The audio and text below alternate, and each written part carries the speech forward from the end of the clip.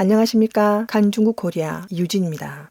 6월 10일 오전 2시쯤 허베이 탕산시의 한 식당에서 남성의 성추행을 거부한 여성이 집단 폭행을 당하고 중상을 입어 입원했습니다. 현장 CCTV 영상이 인터넷에 공개되면서 많은 사람들이 분노를 불러일으켰습니다. 중공 당국은 한동안 언론을 차단하고 동영상을 삭제했지만 많은 동영상이 이미 해외로 퍼져 여론이 계속 악화됐습니다. 네티즌들은 사람의 탈을 쓴 짐승들, 화가 나서 부들부들 떨린다, 불량배, 쓰레기들 반드시 엄벌해야 한다고 비판했습니다. 사건 관련자로 추정되는 한 남성은 최근 생방송에서 60만 위안의 돈을 주고 양측은 합의했다며 의기양양하게 말했습니다. 또 인터넷상에서 떠들어봐야 소용없다며 기필코 당신들은 체면이 깎이는 일이 생길 것이라고 비아냥거렸습니다.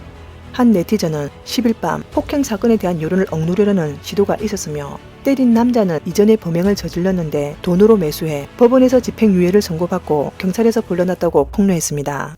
이번에 가해자 중 상당수는 조직폭력배와 관련이 있는 것으로 탕산시는 조직폭력배 문제가 심각합니다.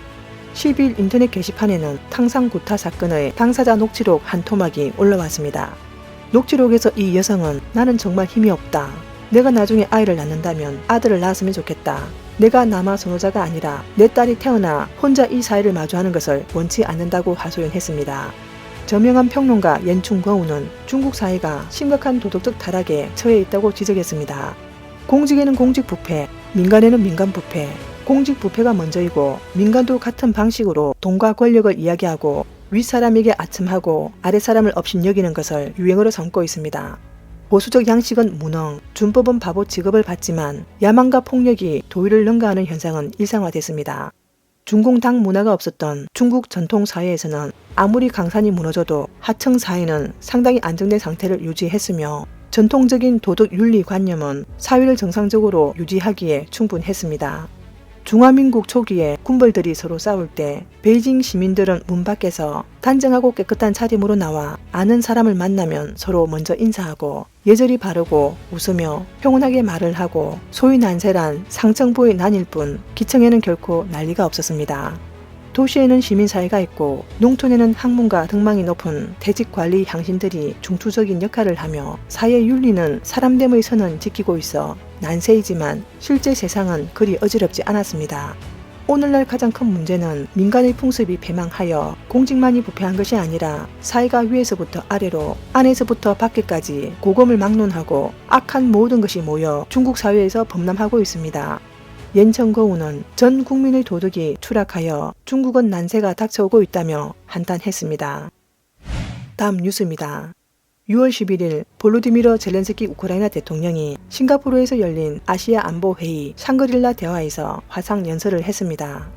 외신 보도에 따르면 젤렌스키는 40개국 이상에서 온 575명의 안보 수장들과의 회담에서 우크라이나에서 곡물 공급이 중단돼 아시아와 아프리카가 기근 위험에 처했다고 발언했고 중공 대표는 자리에서 일어나 회의장을 빠져나갔다고 외신들은 전했습니다.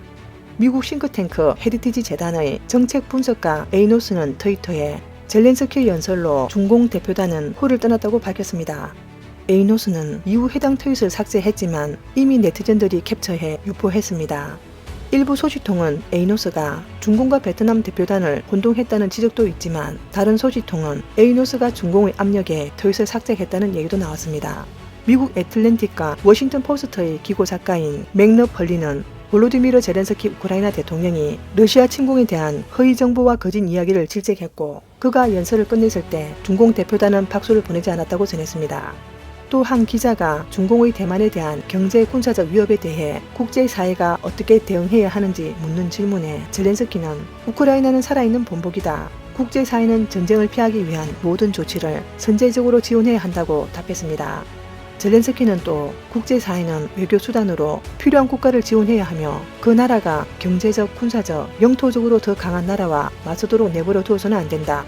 전쟁 발발 후 외교 수단을 사용하면 그때는 이미 수천 명의 희생자가 생긴다. 전쟁은 아무에게도 도움이 되지 않고 누군가의 야망만을 충족시킬 뿐이라고 덧붙였습니다. 워싱턴 포스트는 젤렌스키가 중공과 대만을 명시적으로 언급하진 않았지만 이는 우크라이나가 지금까지 대만에 대해 가장 확고한 대만 주권 수호 발언을 한 것이라고 논평했습니다. 오늘 뉴스는 여기까지입니다. 구독과 좋아요는 격려입니다. 공유는 나눔의 시작입니다. 시청해주셔서 감사합니다.